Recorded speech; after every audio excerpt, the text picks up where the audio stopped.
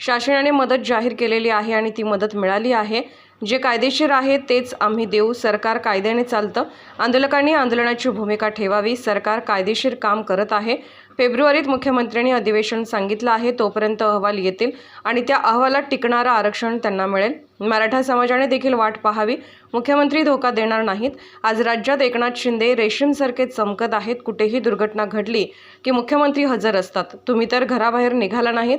करायचं काय आणि काय नाही हे येणाऱ्या काळात दिसेल। विरोधी पक्षाला आम्ही मोजत नाही। राज्याचा मुख्यमंत्र्यांवर विश्वास आहे। शासनाने जी मदत जाहीर केली 5 लाखाची ती मिळाली त्यांना। त्याच्यात त्या संदर्भात मोर्चे निघायला लागले, आंदोलन सुरू झाले। नाही, शासनाची मदत मिळाली, पण बाकी त्यांची जे काय असेल इन्शुरन्स वगैरेचं ते मला वाटतं त्याचं काय DNA वगैरेचे जे रिपोर्ट आहेत त्याला वेळ लागला असेल, पण शासनाची मदत या टेक्निकल गोष्टीमुळं एखाद्या वेळी उशीर झाला असेल, पण मदत मिळणार त्यांना। शिंदे हे रेशीम बागेत गेले होते, त्यावर संजय राऊत म्हणतात की रेशीम किडे घेऊन गेले होते, रेशीम किडे घेऊन गेले होते म्हणतात। रेशीम किडे घेऊन जायचा काय विषय आहे? आज राज्यामध्ये एकनाथ शिंदे साहेब रेशमासारखे चमकूनच राहिलेले आहेत। ते स्वतःच आजच्या मध्ये महाराष्ट्राचा एक अष्टपैलू नेतृत्व म्हणून पुढे येऊन राहिलेले आहे। एक अनमोल चमकणारा हिरा म्हणून समोर येऊन राहिलेले आहेत। एवढ्या मदती कधी पाहिल्या का सगळ्या राज्यामध्ये? कधी दिल्या का मागच्या सरकारने कोणी आजपर्यंत? कुठेही दुर्घटना घडो एकनाथ शिंदे हजर। कुशाळवाडीत पाय तुरवत, गाडा तुरवत पाण्यात एकनाथ शिंदे हजर। समृद्धीवर 25 लोक जळले, एकनाथ शिंदे हजर। कुठं काही घटना घडू द्या, एकनाथ शिंदे हजर। अरे तुम्ही तर घराच्या बाहेर निघले नाही। RSS आणि भाजपाची बैठक झाली, त्यामध्ये जितेंद्र आव्हाडांनी असा दावा केला की येत्या निवडणुकीत जे काही भाजपच्या सोबत सत्तेमध्ये आहेत त्यांना कमळाच्या चिन्हावरती निवडणूक लढावी लागणार असा दावा केला त्यांनी। जितेंद्र आव्हाड आणि भाजप किंवा RSS शिवसेना काय करणारे हे लढण्यापेक्षा तुमच्याकडे कोणतं चिन्ह शिल्लक राहिलं याची चिंता करावी। तुम्ही कोणत्या चिन्हावर लढणार आहे? आम्ही कुठल्या चिन्हावर लढणार नाही लढणार हे भाजप RSS शिवसेना पाहिजे। तुम्ही तुमचं बघा ना, तुमची काय परिस्थिती आहे। असं जर झालं तर कसं होणार? पहिली गोष्ट, ज्याला आमचं भविष्य दिसतं त्यांनी त्याचं भविष्य सांगावं ना, आम्ही आमचं बघू। त्यांना भीती की 2019 मध्ये जसं झालं होतं तेच त्याला आमच्या भीतीपेक्षा स्वतःची भीती बाळगावा की त्यांचं काय होणार आहे। त्यामध्ये घोटाळेबाज आणि टेंडरबाज लोक आहेत। मग आता एवढा मोठा काल आदित्यचा पाडा मंत्रालयामध्ये वाचला गेला, मुख्यमंत्र्यांनी वाचला टेंडर घोटाळ्याचा। तो काय आहे?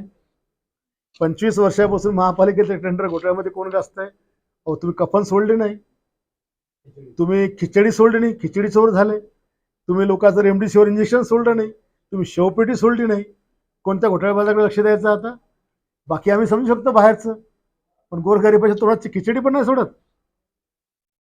अंबादास दानवे जे विरोधी पक्ष आहेत त्यांनी असा आरोप केलाय की शिंदे हे आरक्षणाच्या मुद्द्यावरती गोलमाल करत आहेत।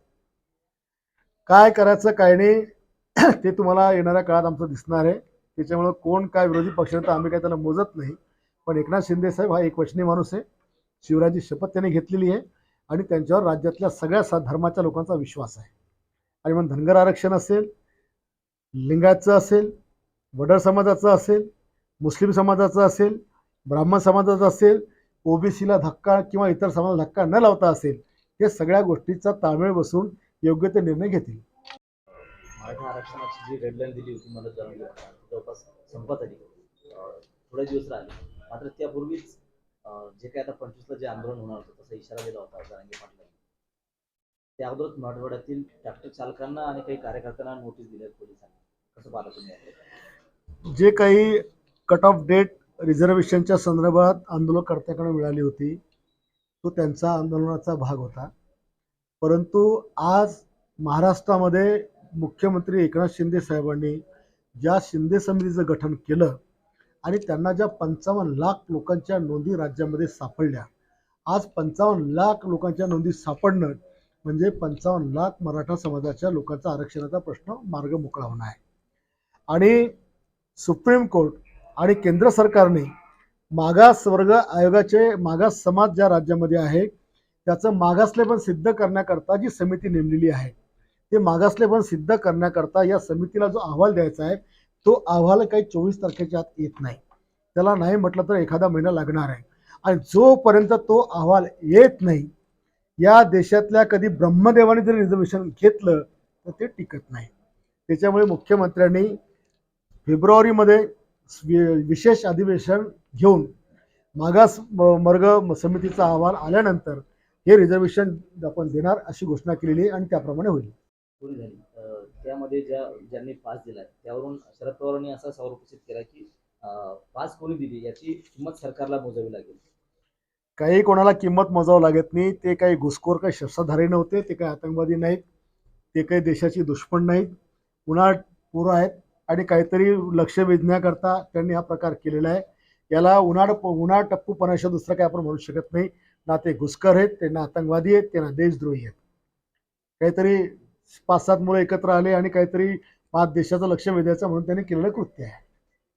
तर तुम्ही आतापर्यंत मराठा आरक्षणाच्या बाजूनच बोलले, मात्र 24 तारीख जवळ आली, सरकार का फिरवतंय मराठा आरक्षणाच्या संदर्भात मी सगळ्या धर्माच्या संदर्भात बोललो, पण कट ऑफ डेट मी कधी दिली नाही, कधीच दिली नाही. आम्ही जे कायदेशीर बसेल आम्ही तेच देणार आहे. उद्या कोणीही येईल आणि उद्या एका दिवसात शेवटी सरकार कायद्यानं चालतं. कायद्यानुसार जर आपण करणार नाही तर ते सगळं खोटं पडेल. उद्या हेच आंदोलन करते म्हणजे तुम्ही आम्हाला फसवलं म्हणून, धोका दिला म्हणून. मग त्याला उत्तर कोण द्यायचं? त्याला उत्तर कोण द्यायचं?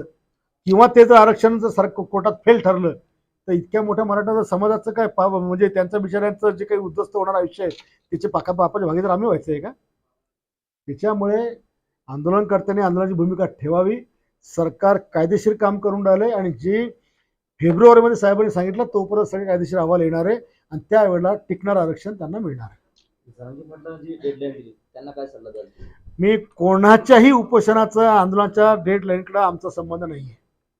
आम्ही शासन म्हणून आमचे मुख्यमंत्री कायदेशीर काम करून राहिले. जे कायद्याच्या चाकोरी जेवढा वेळ त्यांना लागणार आहे तो वेळ फार 1.5 महिन्यापर्यंतचा आहे आणि म्हणून त्यांनी देखील तेवढी तग सहन करावी, वाट पाहावी. एकनाथ शिंदे साहेब कोणाला धोका देणार नाही किंवा सरकार देखील नाही.